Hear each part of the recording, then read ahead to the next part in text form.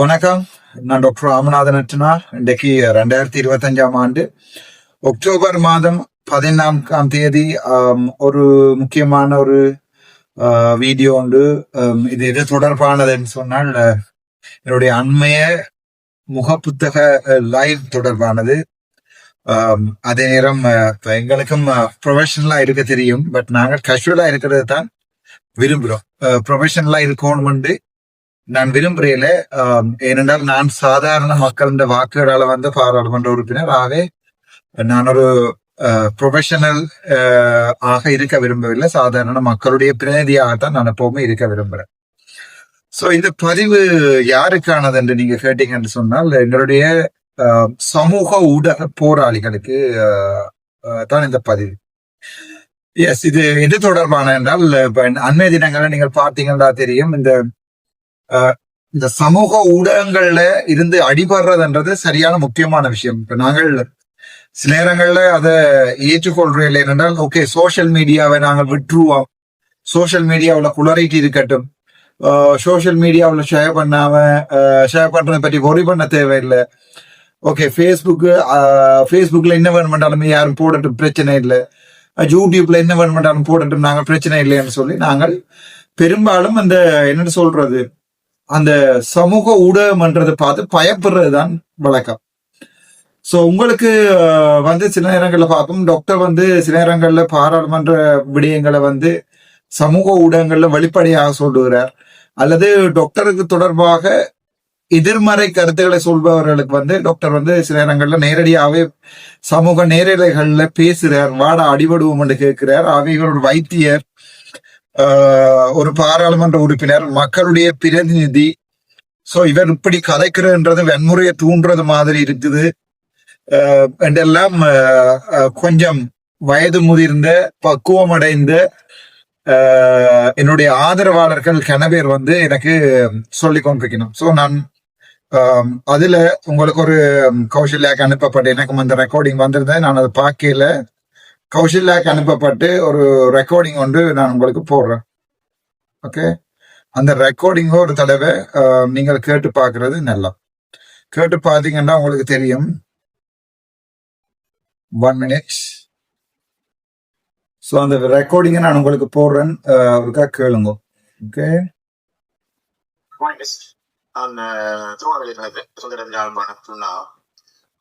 நான் டாக்டரோட தீவிர ரசிகர், தீவிர ஆதரவாளர். நான் அவருடைய பதிவுகள் காணொலிகளை ஒரு நாளும் தவறாமல் பார்த்துக்கோங்க. அவருடைய மிகுந்த நம்பிக்கையும் அன்பும் வச்சிருக்கோங்க. ஆனா அவர் தற்போது இப்ப வெளிநாட்டில் இருக்கிறார். நேற்று முந்தின சில பதிவுகள் சரியான மனவருத்தத்தை தருகிறது. மற்றது இன்னொரு விஷயத்தையும் கூற வருது. அதுல என்னண்டா, தனக்கு எதிராக கருத்து போறவர்களுக்காக டாக்டர் சரியான வார்த்தை பிரிவுகளை உபயோகிக்கிறார். அவரும் இளம் வயதுதான், 39 வயசு. அடிபட்ட அடி எண்ட வாட அடிப்போம், அடிபடுவோம் அப்படியான ஒரு மனநிலையில இருக்கிறவர். ஆனால் அவர் தான் ஒரு பாராளுமன்ற உறுப்பினர், தான் ஒரு டாக்டர், இவ்வளவு மக்களும் தன்னை நம்பி இருக்கிறாங்க என்ற அந்த ஒரு யோசனையை அவர் சிந்திக்காம இருக்கிறார்ன்ற மாதிரி எனக்கு தெரிகிறது. 2-3 நாள் அவருடைய வியூவர்ஸும் கொஞ்சம் குறைவாயிருக்கு. நான் நினைக்கிறேன் எதிரிகள் என்னென்றால் இப்ப இதைத்தான் கையில ஆயுதமாக எடுத்திருக்கிறாங்க. நாய்க்கு கல்லால் எறிஞ்சா நாய் குலைச்சு கொண்டே இருக்கு, கனலால் குலைச்சு கொண்டிருந்தா அதுக்கு விசரண்டுவாங்க. இப்ப எல்லா விதத்தாலும் அவரோட மோதி பார்த்து இப்ப இதைத்தான் கையில எடுத்திருக்கிறாங்கன்றது என்னது மனது சொல்லுறது. கத்துறவன் கத்தட்டும், குலைக்கிறவன் குலைக்கட்டும், அவங்கள கணக்கெடுக்காம அவர் கத்துறவங்களுக்கு சொல்றதுக்கு பதில், கத்துறவங்களுக்கு இவர் சொல்றதை விட வேறு ஒரு இவருக்கு கதைக்கிறதுக்கு இல்லையன்ற ஒரு நிலைப்பாட்டு உருவாகி கொண்டு வராங்க. கத்துறவங்களுக்கு மட்டும்தான் இவர் பதில் சொல்லி கொண்டு வராருன்ற நிலைப்பாட்டு உருவாகி கொண்டு வராங்க. அதனால நான் அவருக்கும் போடுறேன் வாய்ஸ் மெசேஜ், உங்களுக்கும் போடுறேன். அவர்கிட்ட சொல்லுங்க, எங்களோட வாய்ஸ் மெசேஜ் பாக்குறாரு தெரியல, பிளீஸ் சொல்லுங்க. சரியான கவலையா கிடக்கு. இவ்வளவு நாள் அவர் கட்டி எழுப்பி வந்த கோட்டை இப்ப இந்த ஆயுதத்தை கையில எடுத்திருக்கிறாங்க. இவர் கத்துறவங்களுக்கு மட்டுமே கத்தி கொண்டிருக்கட்டும், ஆனா அதை மக்கள் நடுகவும் பார்க்கவும் மாட்டார்கள். ஆனால் தயவு செய்து, எனக்கு 50 வயசு, நீங்க எனக்கு தங்கச்சி மாதிரி, சகோதரி மாதிரி, தயவு செய்து இது அவருக்கு ஒருக்கா சொல்லுங்க ப்ளீஸ். தேங்க்யூ. ஓகே, ஒரு மிகவும் ஆழமான என்ன சொல்றது, என்ன உண்மையாவே நேசிக்கிற ஒரு அண்ணா ஒரு ஆளுங்க. இப்படி பேர் 1000 உள்ளங்கள் வந்து யூரோப்ல இருக்கு, இலங்கையில இருக்கு. சோ இவர்கள் வந்து எப்படிப்பட்ட ஆக்கள் என்று சொன்னால் சரியான சாஃப்டான ஆக்கள். அதாவது வந்து இந்த அண்ணாவை பொறுத்த வரைக்கும் என்ன சொல்றது, என்ன இழக்க கூடாது அல்லது வந்து டாக்டர் எங்களுக்கு வேணும், டாக்டர் எங்களுடைய இனத்துக்கு ஒரு வழிகாட்டியாக இருக்க வேணும் என்று சொல்லி மிகவும் ஆழமாக யோசிக்கிறார்கள். சோ இவைய பொறுத்த வரைக்கும் எனக்கு சின்ன காயங்கள் வர்றது அல்ல என்னுடைய பெயர்கள் வந்து கெட்டு போறது வந்து அவர்களுக்கு மிகவும் கவலை. சொந்த அம்மா அப்பா மாதிரி என்றே சொல்லுவோமே, சொந்த அம்மா அப்பா மாதிரி அல்லது சொந்த சகோதரங்கள் மாதிரி. இப்ப இன்றைய தினம் அண்ணா கூட கோல் எடுத்து சொல்லியிருந்தார், அப்படியான விஷயங்களை நிப்பாட்டு இவங்க கத்துறவங்க கத்தட்டும் என்று சொல்லி இந்த விடயங்கள் எனக்கு சொல்லியிருந்தார். நான் இவர்களை எப்படி பாக்குறேன் என்று சொன்னா, இது வந்து சொந்த ரத்தம் மாதிரி, சொந்த அம்மா அப்பா மாதிரி. இப்ப நான் ஐரோப்பாவில கூட ஒரு சில பேரை மீட் பண்ணிக்கல, கட்டி பிடிச்சு கொஞ்சி நெத்தியில கொஞ்சி. எனக்கு ஞாபகம் இருக்கு, அம்மா அப்பா ஆம்பளை எல்லாம் பயப்பட வேண்டாம், பொம்பளை இதுகளையும் வட்டி போடுவே பரவாயில்ல. பட் வயசு போன ஆக்கள் 60 65 அழுறினம் என்னோட அப்பன், நீ இந்த பிரச்சனைகளுக்கு போவாத, இவங்கள் காவாலியல், கழுசடையல், குடியாரர், காட்டுவாசிகள், இவங்க இங்க இருந்து கத்துற தவிர வேற என்னடா அவங்களுக்கு செய்யல, ஒன்னும் செய்யல. அதாவது கணக்கு எடுக்காத ராசா, நீ எங்களுக்கு வேணும். அன்னைக்கு வந்து பிரான்ஸ் நடந்த மீட்டிங்ல உண்மையாவே என்ன பார்த்து என்னோட கதைச்சு அவங்க இன்னொரு நேர பார்க்க வேணும்னு ஆசைப்பட்டார்கள் தான் கன பேர் வந்தது. 100ல 99% அப்படியானதான் வந்தது. 1-2 பேர் வந்து என்ன நடக்குன்னு பார்த்துட்டு போயிருக்கலாம். பட் எல்லாருமே என்னோட கதைச்சவை வந்து எல்லாருமே என்னோட கதைச்சவே படம் எடுத்தது. சோ இப்படியான ஆக்கள் வந்துதான் சமூகத்துல 90% ஆக்கள் இருக்கிறோம். அதாவது ரொம்ப நல்லவன் சார், சோழி வேண்டாம், பிரச்சனை வேண்டாம் என்று. நான் வந்து அந்த மற்ற 10% என்னண்டா, இந்த சமூக ஊடகங்கள்ன்றது வந்து ஒரு பெரிய ஒரு சிக்கலான, இப்ப எங்களுக்கு அது விளங்குது இல்ல, இதை சொல்றது டிரான்ஸ்ஃபார்மேட்டிவ் லீடர்ஷிப் சொல்லி. அப்படி என்னன்னா இன்னொரு 10 years 20 years பேக்ல இல்ல ஃபார்வர்ட்ல இன்னொரு 10-20 வருடங்களுக்கு பிறகு 2036ஆம் ஆண்டு சகலதுமே இந்த சமூக ஊடகங்களாலதான் நடக்கும். இந்த சமூக ஊடகங்களோட தாக்கம்ன்றது ஒரு பெரிய விஷயம். உதாரணத்துக்கு யுனைடெட் நேஷன்ஸ்ல வந்து சைட் ரூம்ல இருந்து காட்சி போட்டு நாங்கள் கதைச்சிட்டோம், இலங்கைக்கு எதிராக தீர்மானத்தை கொண்டு வந்துட்டோம் என்று சொல்லக்கூடிய, அல்லது வந்து எங்கேயோ கோயில்ல போய் சொக்ஸ கலட்டி போட்டு, நான் விமர்சிக்கல, இதை உங்களுக்கு சொல்றேன்னா இவ்வளவு ஆழமான விஷயம்ன்றது. கோயில்ல போய் சொக்ஸ கலட்டி போட்டு அதுல போய் இருந்து கொண்டு ஒரு நாங்கள் சுவிட்சர்லாந்துல இருக்கிற சகல ஊடகங்களோடையும் நாங்கள் ஸ்பீச் கொடுத்துட்டோம் என்று சொல்லக்கூடியன்றத ஒரு சிம்பிளா ஒரு ஃபேஸ்புக் போஸ்ட்ல ஷேர் பண்ணலாம், அது வடிவ விளங்கி கொள்ளும். சோ அப்படி ஒரு சின்ன ஒரு பொய்யான பிரமையம் சிம்பிளாவே ஏற்படுத்தலாம், நாங்கள் அதை வடிவா நாங்கள் விளங்கி கொள்ளுவோம். சோ வந்து அது ஒரு பெரிய பிரச்சனை. அதாவது என்னென்றால் இப்ப ஓகே, அதாவது வந்து நாங்கள் இந்த சமூக ஊடகங்களோட தாக்கங்களை வந்து நாங்கள் ஆழமா விளங்கி கொள்றோம் இல்லை, அதான் பிரச்சனை. அதாவது வந்து ஒரு பொய்யுண்ட சிம்பிளா உண்மையா காட்டிடலாம், சரிதானே? அதுக்கு நல்ல உதாரணம் வந்து இப்ப நான் ஒரு விஷயம் ஒன்றே சொல்றேன். அதாவது நான் ஒரு இடத்துக்கு போறேன், அங்க ஒரு பொருளை எடுக்கிறேன், அதை எடுத்து பார்த்துட்டு திருப்பி வச்சுட்டு வந்துட்டேன் என்ற இந்த 4 வசனங்கள்ல இந்த அங்க ஒரு பொருளை எடுக்கிறேன் என்றதை மட்டும் வெட்டி, சரிதானே, இவன் ஒரு கள்ளன், அங்க ஒரு பொருளை எடுத்திருக்கிறான், இதோ வீடியோ ஆதாரம் என்று போடக்கூடிய சமூக ஊடகங்கள்ல தான் நாங்கள் இப்ப போராடுறோம். இப்ப யாருக்கு எதிராக போராடுறோம்டா உங்களுக்கு அது வடிவ வழங்கும். சமூக ஊடகங்கள்ல இருந்து கொண்டு ஒருவனுடைய வளர்ச்சியை தாங்க இல்லாம அந்த வளர்ச்சிக்கு எதிராக குறைக்கின்றார்களை நோக்கித்தான் நாங்கள் இப்ப போராடி கொண்டு இருக்கிறோம். அப்ப இந்த அண்ணா சொல்றார், ஐயா அல்லது அண்ணா சொல்றாரு என்னென்றால், டாக்டர் அவங்களுக்கு நீங்கள் பதில் சொல்லாதேங்கோ, அவங்களை அப்படியோ கவனிக்காம விடுங்கோ, அதை கணக்கெடுக்காதேங்கோ, அதை பெருசாக்க வேண்டாம், அவர்களுக்கு பதில் சொல்ல வேண்டாம். அண்மையில வந்து பல பதிவுகளை நான் பார்த்தேன்னா, தேசிய தலைவருக்கே ஏதோ தான் ஏதோ இதே இன்னும் பிரட்டி சுட்டனானாம்னு சொல்லி ஒரு ஆள் பதிவை போட்டிருக்காரு. அப்படியான ஒரு மனநோயாளிகள் ஒரு சில பேர் இந்த சமூக ஊடகங்கள்ல இருக்கணும். சரிதானே?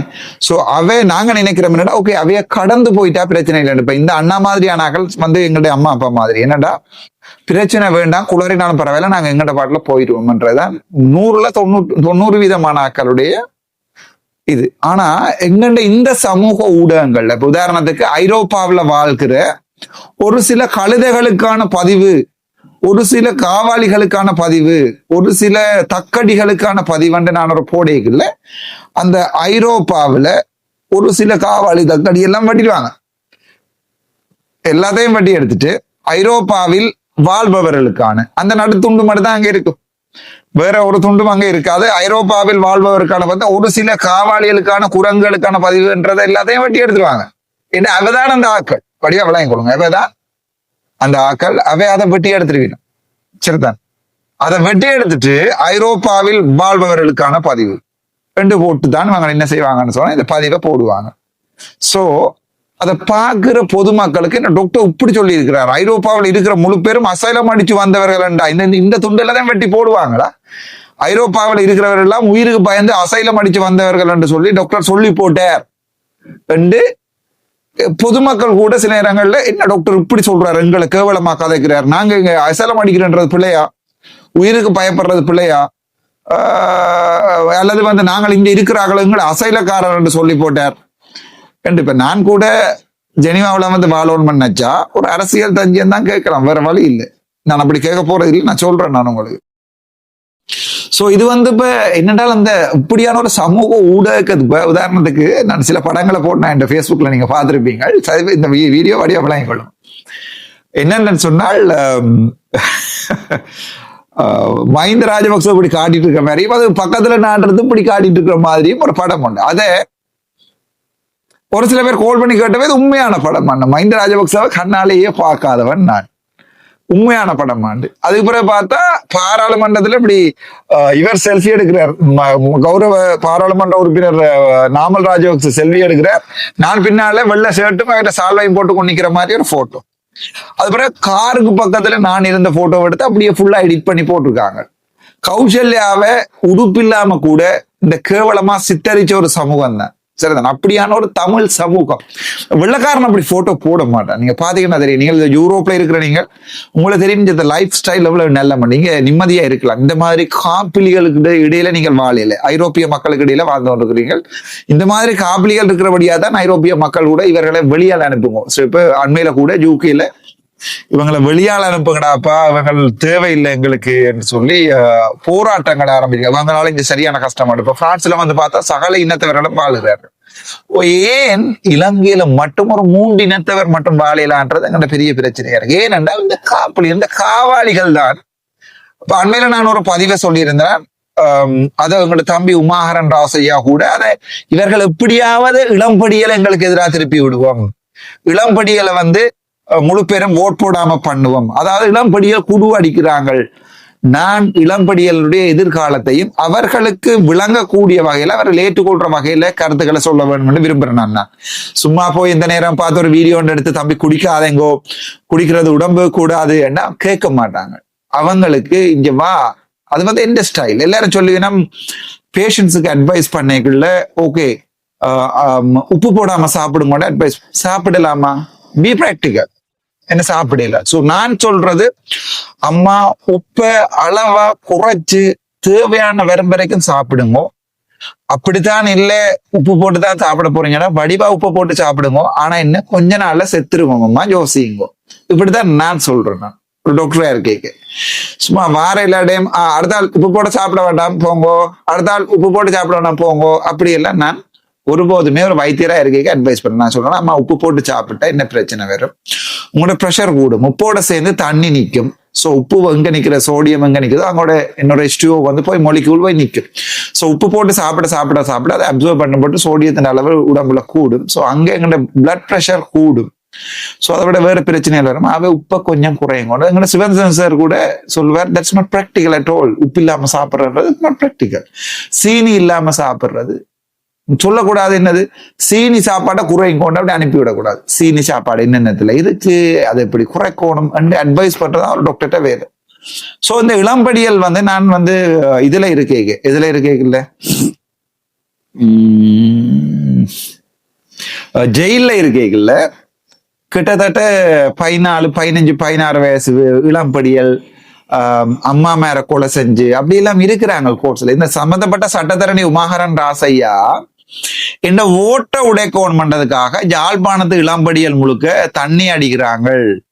என்னுடைய ஓட்டை உடைக்கோன் என்பதற்காக மாத்திரம்தான் அந்த நான் சொன்ன யாழ்ப்பாணத்து படியர் எல்லாம் குடு அடிக்கிறாங்க. இந்த இதை மட்டும் வெட்டி போடுவாங்களா? நான் சொன்னேனே இப்ப அதை மட்டும் வெட்டி போடுறதுதான் எங்கட சமூகம். சோ நாங்கள் இதுல எக்ஸ்பர்ட் ஆயிருக்கிறோம். இந்த நீங்க டெக்னாலஜியில எப்படி கொண்டு போகணுமோ நாங்க அதுக்கு மேலாலையும் கொண்டு போவோம். உங்களுக்கு negative promotion there is no thing called bad famous. You are famous whether you like it or not, you are famous. So bad famous, good famous and இல்ல, famous is famous. நீ ஃபேமஸா இருக்கிறாண்டா ஃபேமஸ். ஆகவே இவங்க இந்த துண்டுகளை வெட்டுறதன் மூலம் okay doctor என்ன சொல்லிட்டாரோ ஓடி வந்து என்னதான் பார்ப்பாங்க. So they are helping me. அது உங்களுக்கு விளங்கல. ஒரு அண்மையில ஒரு ஆள் ஆப்பிள் பிடிங்கி பார்த்து ஒரு வீடியோ ஒன்று போட்டு வந்து நான் கண்டுறேன். இப்ப என்னன்னா ஒரு ஆள் 2 பேர் சொல்ற கருத்துக்களை சமூகம் கேட்குமாண்டு இல்லை. சரிதானே? யார் சொல்றான் எப்படி சொல்றான்ன்றதான் சமூகம் கேட்கும். சோ இந்த அண்ணா இந்த வாய்ஸ் மாதிரி எனக்கு நேற்றைய தினம் கன பேர் சொன்னவே அதே நேரத்துல பாத்தீங்கன்னா என்ன பார்க்க வந்த சொன்ன தம்பி கொஞ்சம் வாய நிப்பாடுறா, வாய கொஞ்சம் மூடுறாப்பான்னு சொல்லி நான் வந்து அதுல நல்ல தெளிவாக இருக்கிறேன். தலைவரும் அதுல தெளிவா இருந்தவர். அடிக்க வேண்டிய இடத்துல அடிக்கிறோம், விட்டு கொடுக்க வேண்டிய இடத்துல விட்டு கொடுக்குறோம். இப்போ ஒரு வயசு போன மனுஷன் அல்லது இந்த மாதிரியான அண்ணா ஒரு எனக்கு அட்வைஸ் பண்ணிக்க yes I agree, yes yes yes yes that's right. அண்ணா கால் பண்ணி இன்றைக்கு சொன்னவர், தம்பி நீ வந்து ஒரு பதிவு ஒன்றை போடு, உன்னுடைய பதிவுகள் ஒட்டுமொத்த யூரோப்பாவில் வாழ்கிற தமிழர்களுக்கு அல்ல, இங்க இருக்கிற காவாளிகளுக்கு தெளிவா ஒரு பதிவை போடுறாப்பா என்று சொல்லி அண்ணா கோல் பண்ண சொன்னா ஒரே பண்ணாது. I know what to to. இப்படிதான் கௌசல்யா அந்த எலெக்ஷன் நேரம் எங்களை பயங்கரமா விமர்சிச்சு எங்களை பயங்கரமா கஷ்டப்பட்டதைகளையும் கௌசல்யா எனக்கு கனதரம் சொன்ன விஷயம், விட்டுட்டு போவோம் சரியா கஷ்டமா இருக்கு, இந்த படங்கள் எல்லாம் போடுறாங்க அப்படி இப்படி. நான் சொன்னேன் இரு அவசரப்படாத, அட எறியும் வரைக்கும் எறியட்டும், கல் எங்கண்ட பக்கம் சான்ஸ் சேரும். இப்ப எந்த பக்கம் கூட கல் இருக்கு திருப்பி எறியறதுக்கு, எங்கண்ட பக்கம் தான் இருக்கும். சோ இப்ப திருப்பி எறிவ முடியாது, அவசரப்படாத. அடிச்சு நாங்கள் பாராளுமன்ற தேர்தல்ல சரிதானே, அது பக்கத்துல இருந்த துரோகங்கள் தான் எங்களை இறக்கி வச்சது. இவங்களும் துரோகிகள் தான் ஆளாளுக்கு என்று சொல்லித்தான் எங்களுடைய மயூரன் மாதிரியான ஆக்கள், யோகபாலன் மாதிரியான ஆக்களால தான் எங்களுடைய ஓட் குறைஞ்சது. ஆனா அந்த தனிப்பட்ட தாக்குதல் செய்யல, ஒருத்தனுக்கு போய் ஒரு 10 பேர் அடிக்கல சமூகம் பார்க்கும். ஏன் இவருக்கு மட்டும் அடிக்கிறார், இவர்ல என்ன இருக்கு? இந்த நெகட்டிவ் ப்ரொமோஷன்ஸ் அல்லது பாசிட்டிவ் ப்ரொமோஷன்ஸ் எல்லாம் விளங்கிக் கொள்ளும். சம்டைம்ஸ் நான் வந்து ஒரு சும்மா ஒரு ஃபுல் டோஸ் போல் போறேன், நான் அடிக்கட்டுமான். சோ அந்த ஃபுல் டோஸ் போலுக்கு அடிச்சுட்டு குளர்றாக்களுக்கு வந்து நான் என்ன செய்யறேன்னா, பொறுமைச்சா நீ அடுத்த போல் நான் போடுவேன், எனக்கு டைம் இருக்கு போடுவேன். 19ஆம் தேதி அடுத்த போல் போடுவேன், 23ஆம் தேதி அடுத்த போல் இருக்கு, பாராளுமன்றத்துக்கு போன அப்புறம் அடுத்த போல் இருக்கு. ஆகவே நான் பிளேயர், எனக்கு எல்லா ஸ்போர்ட்ஸும் விளையாட தெரியும். ஓகே, சோ எனக்கு தெரியும் எப்ப ஜோக்கர் போடணும், எப்ப ஃபுல் டோஸ் போடணும், எப்ப நோ பால் போடணும், எப்ப போடவே கூடாது, எப்ப ஓடி வந்து ஸ்லோவா போடணும், எப்ப நின்று போட்டு ஸ்பீடா போடணும் எனக்கு நல்லாவே தெரியும். எப்ப ஷொட் எறியணும், எப்ப ரீபவுண்ட் எடுக்கணும் மட்டும் எனக்கு தெரியும். சோ நான் ஷொட் எறிய வேண்டிய நேரத்துல ஷொட் எறிவேன், ரீபவுண்ட் எடுத்து தான் விளையாடணும் பண்ண நேரத்தில் ரீபவுண்ட் எடுத்து விளையாடுவேன், டிஃபென்ஸ் விளையாட வேண்டிய நேரத்தில் டிஃபென்ஸ் விளையாடுவேன், ஒஃபென்ஸ் விளையாட வேண்டிய நேரத்தில் ஒஃபென்ஸ் விளையாடுவேன். நான் இதுல எக்ஸ்பர்ட்.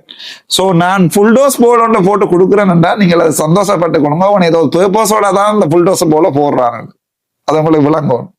இந்த அண்ணாட இன்னொரு கருத்துல உங்களுக்கு இப்ப வியூஸ் குறைவா இருக்குன்னு சொல்லி இந்த அண்ணா போட்டிருந்த நான் பார்த்தேன்.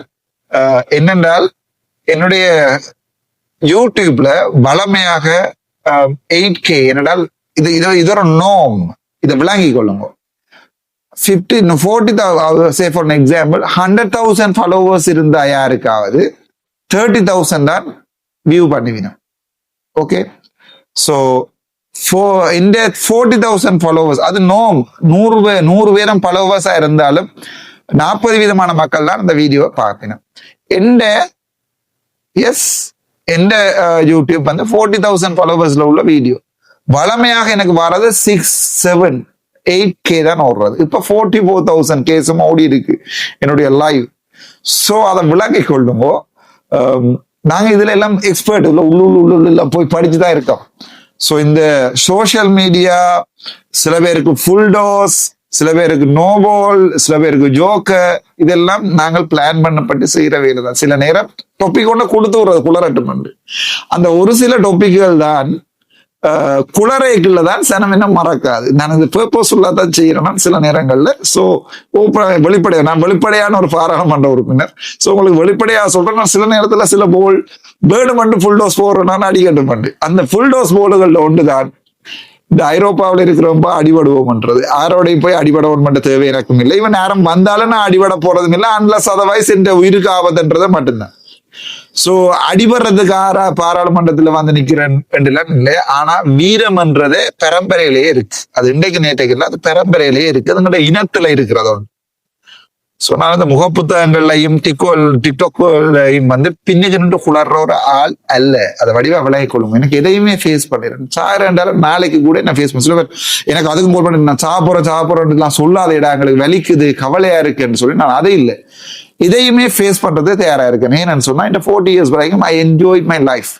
இந்த வாழ்க்கையில இந்த ஒரு டாக்டரா ஒரு ஹாஸ்பிட்டல் வேற என்ன வேணும் என்ற அளவுக்கு வாழ்ந்திருக்கிறேன்.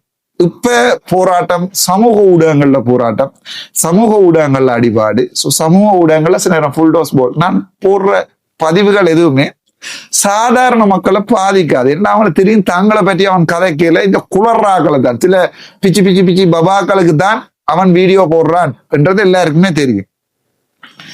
அவே சின்ன ஒரு ரிக்வஸ்ட், அந்த என்னுடைய கேம்களை விளங்கி கொள்ளும். சில பேர் தான் அந்த பதிவுகளை வடிவா போடுறது கடும் மாஸ்டர் பிளான் அடிக்கிறாள் உங்களுக்கு தெரியல என்று சொல்லி. சோ நாங்கள் செய்வது ஒவ்வொரு விடியும் காரணத்துக்காக தான். இந்த ஐரோப்பாவில இருந்து சில பேர் வெளியால விரட்டும் என்றதுக்காக வந்து குளரட்டும் என்பதற்காகத்தான் இந்த டிக்டாக்ல இருந்து கொண்டு குளர்றாக்களை வெளியால் எடுக்கிறதுக்காக போட்ட பதிவுகளை பொதுமக்களை இருகரம் கூப்பி கேட்கிறேன், உங்களுக்காக எடுத்துக்கொள்ள வேண்டாம். எப்படி நான் உங்களுக்கு எதிராக ஒரு பதிவை போடலும், உங்களுக்காக போட்ட பதிவுகள் அல்ல. இவர்கள் கொஞ்சம் சூடாகி வெளியால விரட்டும் என்பதற்காக இவர்களை எக்ஸ்போஸ் பண்ணுவோம் யார் என்று. ஒரு இந்த டிக்டாக்ல ஒரு 5-6 குடிகாரர் தான் இருக்கு நம்ம தங்களுடைய முகத்தோட வீடியோ போடுறாங்க. சரிதானே? மிச்சம் முழுக்க வீட்டை மனசிட்டு சாப்பாடு கேட்கவே திராணி இல்லாதவங்க மனசு சாப்பிட்டு முடிஞ்ச பிறகு மிச்ச கோப்பையில இருக்கிறத போய் சாப்பிடக்கூடிய 1-2 யூரோப்பாவில் வாழ்கின்ற 4 காலுக்கு போட்ட வீடியோவை தயவு செய்து பொதுமக்கள் எடுக்க வேண்டாம். இது உங்களுக்காக போட்ட வீடியோ இல்லை, இது பொதுமக்களுக்காக போட்ட வீடியோ இல்லை. இது தனிப்பட்ட அந்த 1-2 குளர்றாக்களுக்காக போடுகின்ற வீடியோஸ். லைவ்லையும் அப்படி பொதுவாக கதை கேட்கல, நீங்க பர்சனலா எடுத்துக்கொள்ள கூடாது. இது தனிப்பட்டதாக போடப்பட்ட வீடியோ. நன்றி, வணக்கம். டாக்டர் ராமநாதன் அர்ச்சனா.